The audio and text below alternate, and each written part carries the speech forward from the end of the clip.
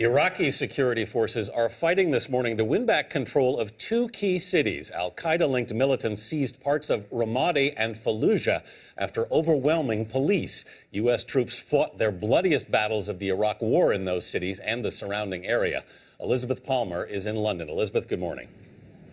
Good morning, Anthony. Well, that area has been unstable for months, but there was a surge in the violence this week, so dramatic that the Iraqi military actually launched airstrikes against insurgent fighters. Fallujah, the Iraqi city where so many American soldiers lost their lives, is in turmoil again. Iraqi security forces attacked Islamist fighters with U.S.-supplied weapons after they'd launched an offensive this week, overrunning mosques, jails, and police stations. Watch your back. It was this region, Anbar, west of Baghdad, that U.S. forces struggled to stabilize until 2009. Once they pulled out, extremist fighters, some with links to al-Qaeda, started to reorganize, helped by the savage conflict and lawlessness next door in Syria's civil war. Paul Bremer is the former presidential envoy to Iraq.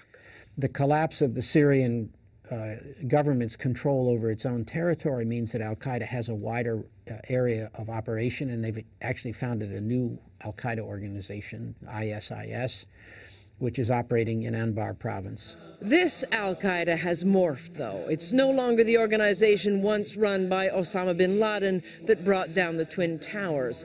It's now a loose affiliation operating on both sides of this long border, made up of radical Sunni fighters, warlords, and thugs who want to rule the area and impose hardline Sharia law. Their main enemy is no longer America. It's now the millions of Shia Muslims who live here, too. And while the Iraqi army is doing its best to restore stability, the fight is a deadly one. So in the country that the U.S. hoped to put on the path to stable democracy not so long ago, almost 8,000 civilians died in 2013.